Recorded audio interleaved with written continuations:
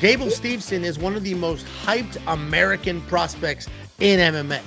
He is a heavyweight that has the power that you could only dream of. He's a heavyweight that is lightning fast. He's an Olympic gold medalist, a two-time Division I national champion wrestler, and he is already 2-0 in MMA, 1-0 in bare knuckle boxing, and he has fewer than 3 minutes of fights under his belt. The question becomes, how good is Gable Steveson? The question becomes, why is there no N in his last name? Because Stevenson is a far more normal name to say. Joshua, you also spell your name like a weirdo.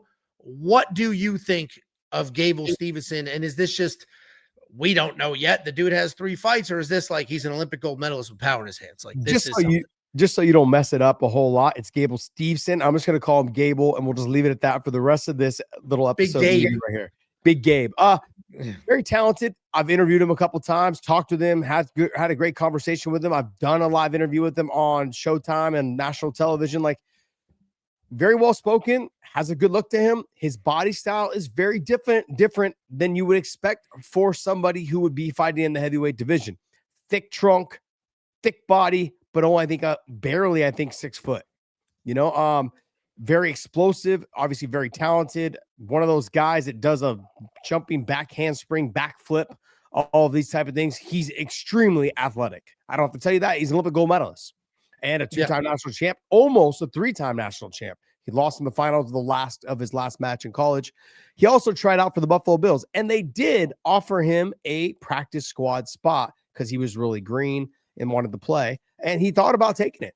He was going to be dude, that's like $350,000 a year. $345,000 a year, I believe, or $375,000 a year. He turned it down. Take that, man. Take that. He was also offered a couple other practice squad spots on 2 other teams, and he turned it down.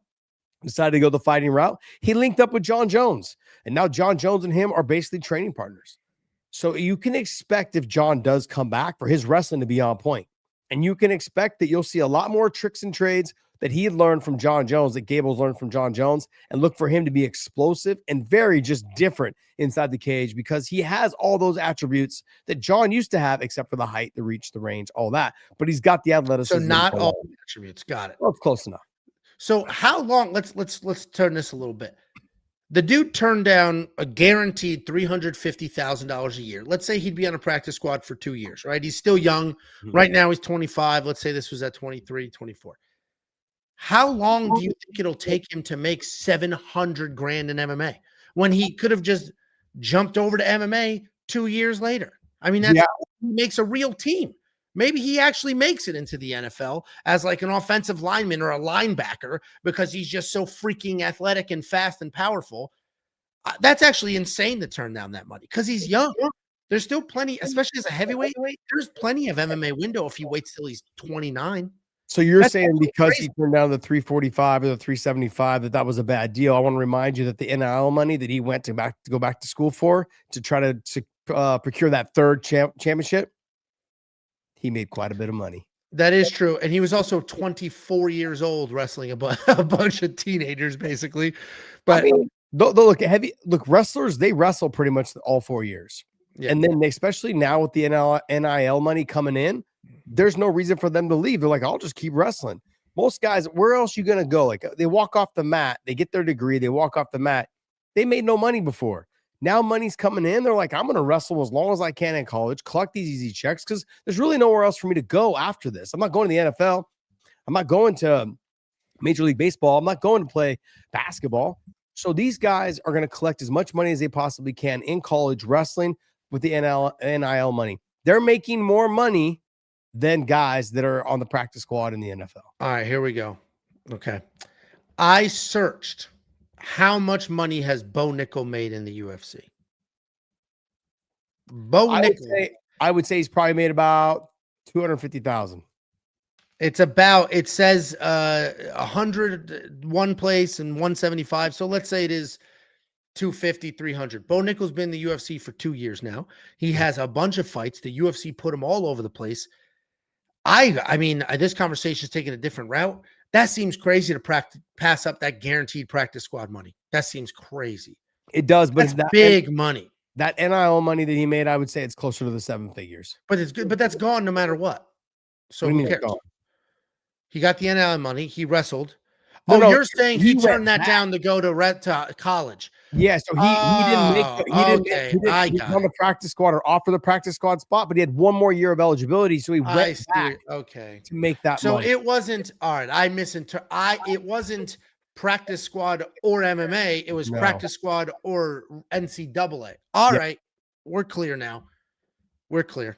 Welcome to the show, Angelo. Yeah, my name's Angelo. This is Josh Thompson. I am tall. He is short, and somehow his brain is functioning higher than mine is right now. So skill-wise, this is a perfect window. Let's ignore the fact that he passed up a couple $100,000 in NFL money. Skill-wise, I mean, he might be a heavyweight champion tomorrow. Like, that's an absurd thing to say, but he hits insanely hard. He's got wild speed for his size, and he obviously can wrestle. We have the smallest sample size in the world with only 3 fights. One of them was boxing and not a real fight.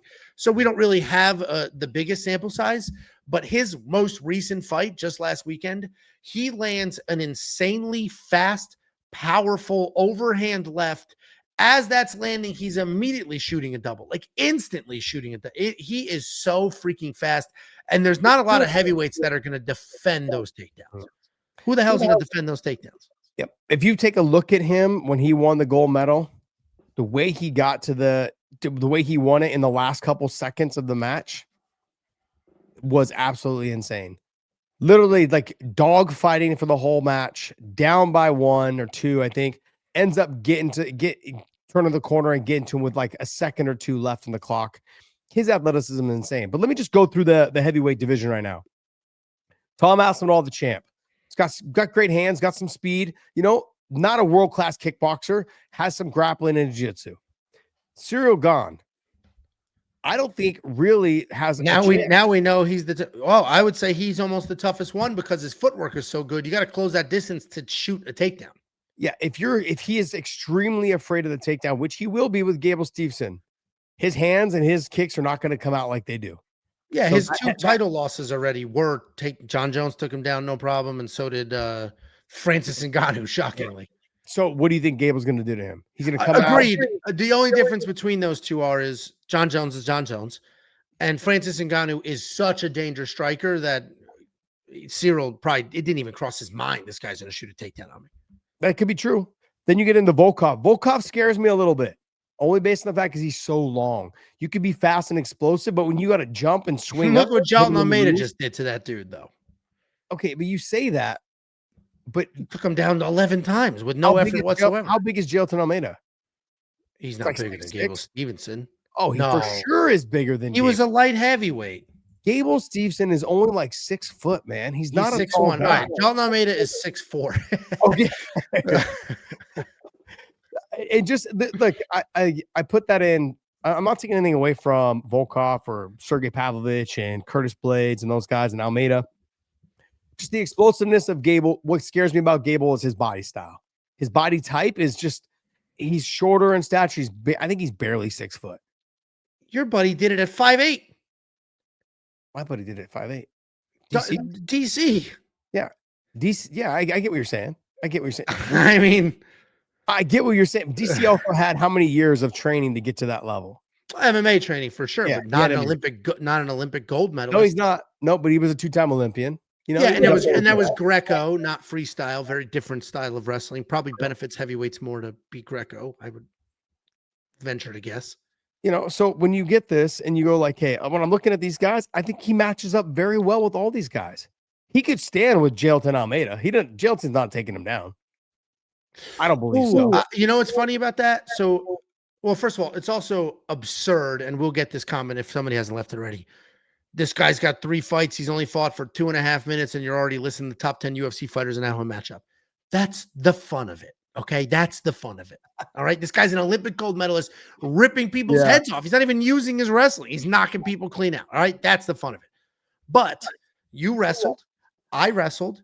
We have seen many wrestlers get taken down because it is a lot easier to finish a takedown than it is to defend one.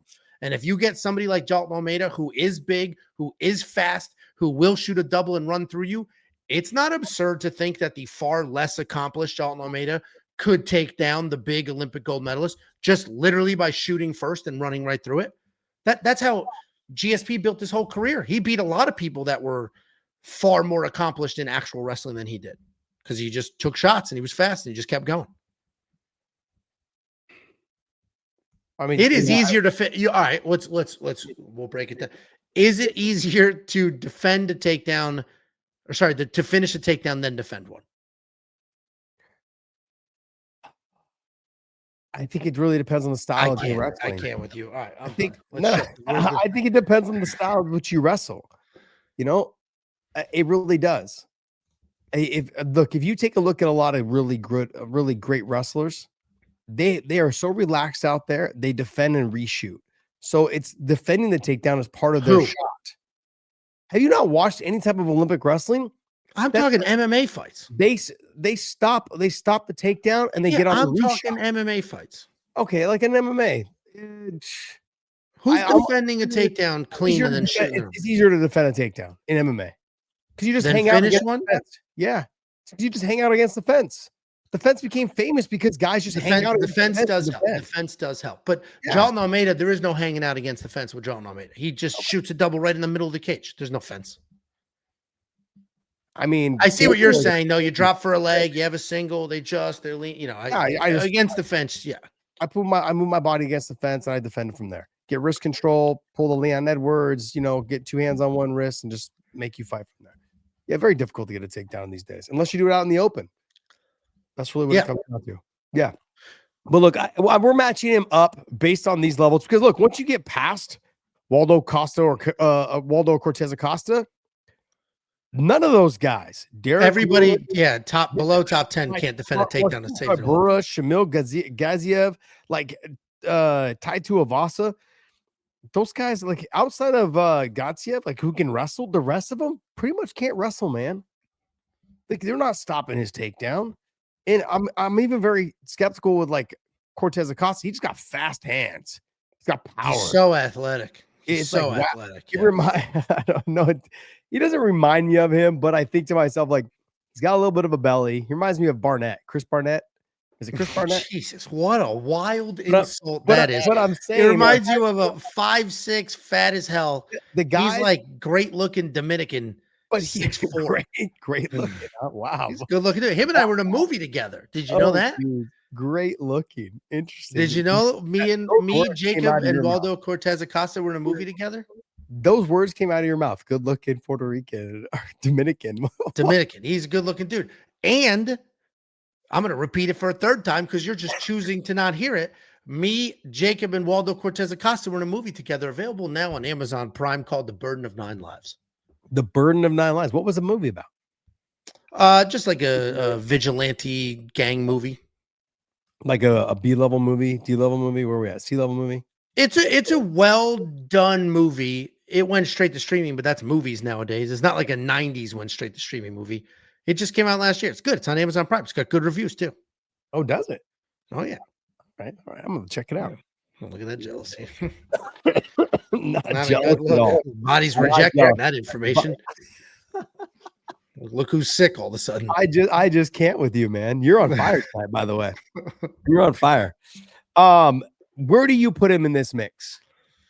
I mean, to rank a dude with only 2 actual MMA fights is kind of absurd, but seeing his skill sets, he's like, but let me do it. Yeah, but here we are. But like seeing that he can knock people out clean with one punch and he still wrestles. The biggest issue with a lot of these big time, wrestlers or kickboxers is that they're too one-dimensional or they don't use one of their skills. Where his last fight, albeit 28 seconds, or I think it was actually 14 seconds. His last fight was a perfect, like, this dude landed a monster bomb, knocked that dude out, and he shot a takedown before he even realized that guy was knocked out. Yeah. So it's like he's using everything. He's got speed, he has power in his hands, and he still is wrestling. So it's not like, Bo Nickal' first 5 fights, it was just shot. And Bo Nickal's style of wrestling doesn't translate as well because he is trying to take people down against the cage. He was struggling with Jamie Pickett. He had to knee him in the balls. Where Gable Steveson shooting doubles in the middle of the cage. Just say Gable. Why is there no N? There's no P in your name. There's no N in his. It's all so stupid. Mine's spelled correctly though. I bet. It's a Scottish name, and if you look it up, there's no P in it in Scotland. Show me the fancy skirt. You wearing the skirt? Don't have one, buddy. I know you like men in skirts, but that's not my thing. All right, that's not my thing. Look, to wrap this up, I think he's got all the potential in the world. I think the UFC will be in conversation with him. Give him 2 or 3 more fights. We may see him on Dana White Contender Series. That's what they did with Bo. They put him on there twice. They basically used him to build up Contender Series. Then all of a sudden he was on pay-per-view main cards. Yeah. Now the only reason why I would say we wouldn't see him on there is the heavyweight division's a lot different than the 185-pound division right now. 185-pound division, it's the most stacked it's ever been since the conception of this sport. It's the most stacked. Right now, what? You always mess up conception and inception. Oh, okay, whatever. Conception is like when your parents get drunk on a cruise ship and then boom, out comes a baby 9 months later. All right, well, whatever. And so totally lost my train of thought. He's just thinking about his parents on a ship. Oh God, it was trying to get out of my head. I'm like, oh, this is horrible. I can't think about this. Oh, this is disgusting. But I think with him, the heavyweight division it's not a stacked division. They could use all the help they can get right away. Yes, I'm not sure we would see him in the Dana White Contender Series. They'd just probably feed him somebody like a Mick Parkin or I wouldn't say Walter Walker because of the submissions right now and the wrestler. And and Walter they're building, so continue doing that. Dude, give him Muhammad Usman. Or give him a Taliesin Teixeira. You give him even a Marcin Tybura, who is slower. He's a good fight. He's got a little bit of a name. Like if you took him down, he's can't get off his back. I mean, there's room there.